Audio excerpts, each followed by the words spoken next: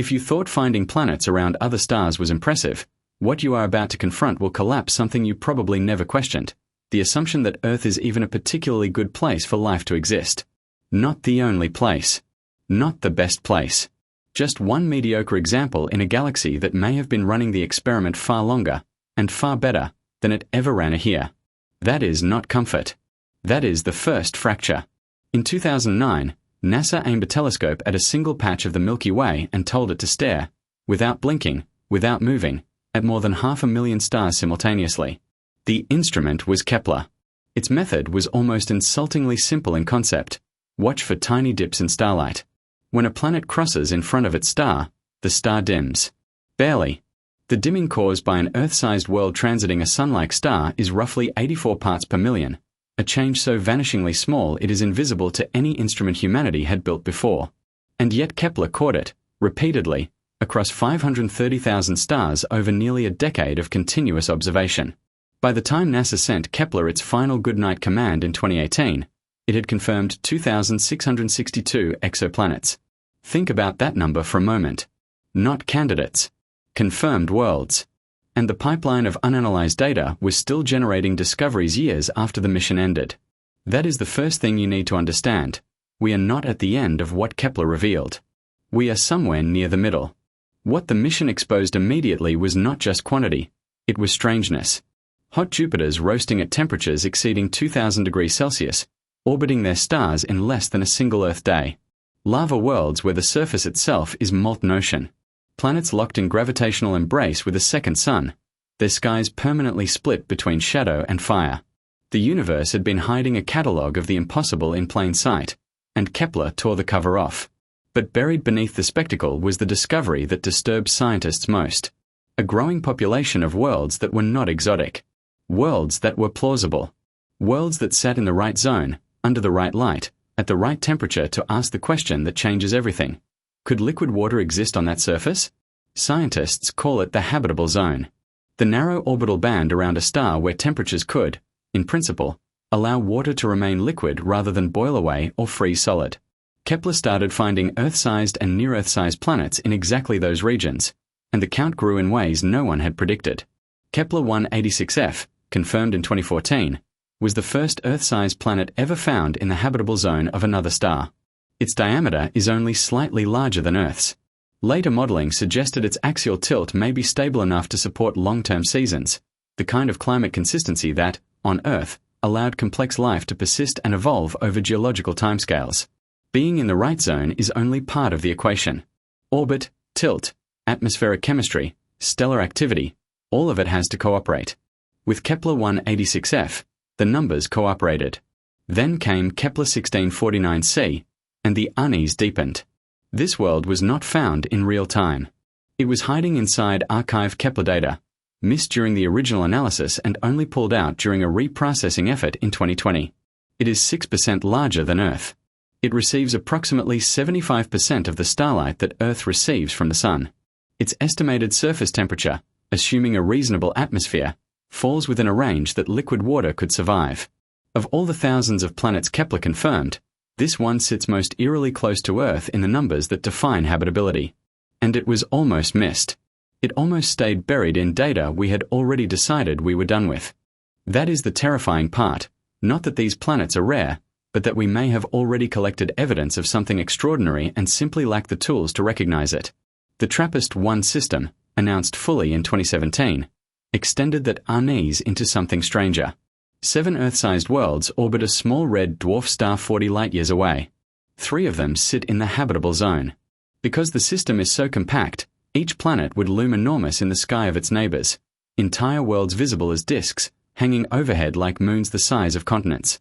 The star itself is estimated to be between 5.4 and 9.8 billion years old. Earth is 4.5 billion. Some of those planets may have had billions of additional years, time that Earth never got, for whatever chemistry was present to become something more. We have no idea what evolution does with that kind of time. We have never seen it. And then there is K2-18b. Located 124 light-years from Earth, it is significantly larger than our planet, closer in scale to a sub-Neptune, but it orbits in the habitable zone of its red dwarf host. In 2019, A team using data from the Hubble Space Telescope detected water vapor signatures in its atmosphere. It was the first confirmed water detection in the atmosphere of a habitable zone planet identified through the Kepler mission's extended K2 phase. The James Webb Space Telescope has since detected molecules in that atmosphere consistent with biological processes, though researchers at Cambridge have been careful to call this a lead, not a conclusion. This is still the beginning. The data is still incomplete. That is the second place you need to feel the weight of this. We are at the earliest stage of a search that may take generations, and already the results are this unsettling. The number that changed everything was not a planet name. It was a fraction. Kepler's statistical analysis, published by researchers at NASA Ames Research Center, suggested that roughly 1 in 5 Sun-like stars may host an Earth-sized planet in the temperature range compatible with liquid water. 1 in 5. The Milky Way contains somewhere between 100 and 400 billion stars. Even at the most conservative end of that estimate, the implication is not hundreds or thousands of potentially habitable worlds. It is billions. The universe did not just make room for life somewhere. It may have built the conditions for it everywhere. That is when the silence of space stops feeling like emptiness and starts feeling like distance.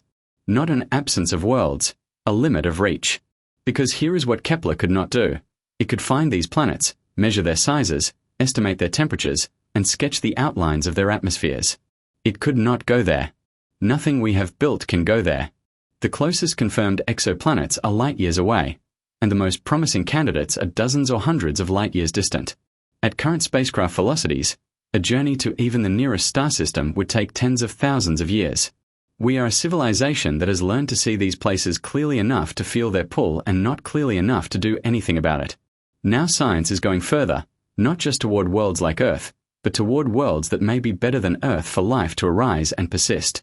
The concept of superhabitable planets, studied by researchers including Renee Heller of the Max Planck Institute for Solar System Research, describes rocky worlds slightly larger than Earth-orbiting long-lived orange dwarf stars, with slightly warmer average temperatures, denser atmospheres, and more stable magnetic environments.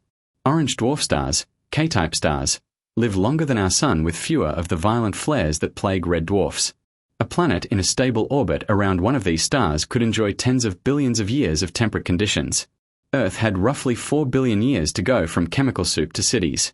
Imagine what 40 billion years produces. That thought doesn't just change the scientific question. It fractures the assumption that has quietly organized every civilization humanity has ever built, that Earth is the standard. That we represent the most biology can become in a universe this size.